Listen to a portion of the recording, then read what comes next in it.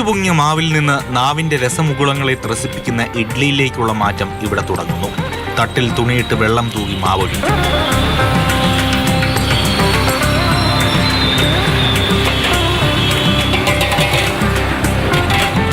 ഒന്നിച്ചിരുന്നവർ പല തട്ടിലായെങ്കിലും രുചിക്ക് മാറ്റമില്ല.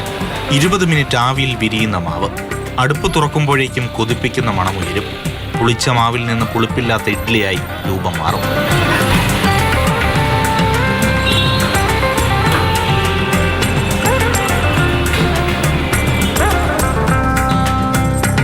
അങ്ങനെ നമ്മളേറെ കാത്തിരുന്ന ഇഡ്ഡലി എത്തിയിരിക്കുകയാണ്. അതായത് പൂ പോലെ ഇഡ്ഡലി എന്നൊക്കെ നമ്മൾ പറഞ്ഞു കേട്ടിട്ടുണ്ട്. ഇതാണ് ഐറ്റം.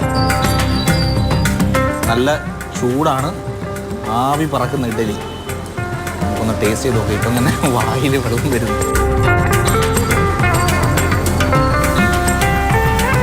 അടിപൊളി. 47 വർഷമായി ഇവിടെ കട തുടങ്ങിയിട്ട്. അപ്പോൾ ഇതിൻ്റെ ഒരു ഇത്രയധികം ആളുകൾ ഈ ഇഡ്ഡലി ഇങ്ങോട്ട് അന്വേഷിച്ച് വരുന്നു. അതോടൊപ്പം ഈ രുചിയുടെ ഒരു പ്രത്യേകത എന്താ? നമ്മൾ നല്ല രീതിയിൽ മാവ് അരച്ച് നല്ല എപ്പോഴും മാവ് വരുമ്പോൾ ചൂടായിട്ട് വിട്ടുകൊടുക്കും. ചൂടാക്കി ഏത് സമയം വന്നാലും ഇവിടെ ചൂട് ഇഡ്ഡലി തണുത്ത ഇഡ്ഡലി കിട്ടില്ല. ഇത് എങ്ങനെ ഇത്ര സോഫ്റ്റ് ആവുന്നത് എങ്ങനെയാണ്?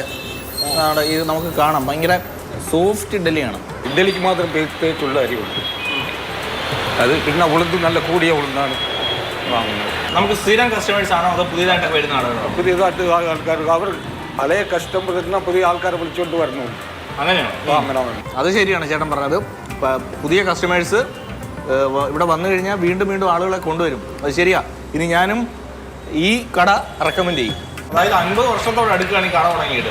ഇത്രയും നാൾ നമ്മൾ ഈ രുചി ഇതുപോലെ ആരും ഫുഡിനെ പറ്റി കുറ്റം പറയത്തില്ല. അവരെല്ലാം ശേഖരിച്ച് കൊടുക്കും. ചേട്ടാ, എന്താണ് ഇവിടെ സ്ഥിരമായിട്ട് വരാറുണ്ടോ? സ്ഥിരമായിട്ട് വരാറുണ്ട്. എങ്ങനെയുണ്ട് ഇതിൻ്റെ ഒരു പ്രത്യേകത? എന്താ രുചി എങ്ങനെയാ? നന്നായിട്ടുണ്ട്. ഇഡ്ഡലി, ചട്നി, സാമ്പാറിൻ്റെ പൊടി ഒക്കെ നന്നായിട്ടുണ്ട്. അതുകൊണ്ട് സ്ഥിരമായിട്ട് വരുന്നത്. ഞാൻ പിന്നെ കൂടുതലും ഇവിടെ ഒന്ന് കഴിച്ചിട്ട് അച്ഛൻ എന്തെങ്കിലും ഇഡ്ഡലിയൊക്കെ വാങ്ങിച്ചിട്ട് പോകും. അച്ഛൻ പ്രായമായിട്ടാണ്, വരാൻ പറ്റില്ല. അച്ഛൻ കുറേ കാലം കൊണ്ട് ഇവിടെ ഒന്ന് കഴിക്കുകയൊക്കെ ചെയ്യും. എണ്ണമയം ചേരാതെ ആവിയിൽ വേവിക്കുന്ന ആരോഗ്യകരവും പോഷകസമൃദ്ധവുമായ ഇഡ്ഡലി മലയാളിയാണെന്ന് തോന്നുമെങ്കിലും അങ്ങനെയല്ല. ആവിയിൽ പുഴുങ്ങിയെടുക്കുന്ന ഇഡ്ഡലിക്ക് സമാനമായ വിഭവം ഇന്തോനേഷ്യയിലാണ് പിറന്നത്. എന്നാൽ ഇന്ന് കാണുന്ന പാചകരീതി പടർന്നത് കർണാടകത്തിൽ നിന്ന്. രാജ്യത്തെമ്പാടും ഒരേപോലെ ഭക്ഷണപ്രിയർ ഇഷ്ടപ്പെടുന്ന ഇതുപോലൊരു വിഭവമില്ല. സാമ്പാറോ ചമ്മന്തിയോ തൈരോ ചിക്കൻ കറിയോ അങ്ങനെ കൂട്ടാരുമാകട്ടെ, എല്ലാവരോടും ഇഡ്ഡലി ചേരും, രുചി വിരിയും. അപ്പം പൂ പോലെയുള്ള നല്ല സൂപ്പർ ഇഡ്ഡലി കഴിക്കണമെന്നുണ്ടെങ്കിൽ ചെന്നിട്ടയിലെ ചന്ദ്രൻ ചേട്ടൻ്റെ കടയിലേക്ക് എത്തിയാൽ മതി. രാത്രിയിലും രാവിലെയൊക്കെ ഇവിടെ നല്ല അടിപൊളി ഇഡ്ഡലി കിട്ടും, ഞാൻ ഗ്യാരണ്ടി. സജീവ് കുമാറിനൊപ്പം AK Stephen, Mathrubhumi news, Thiruvananthapuram.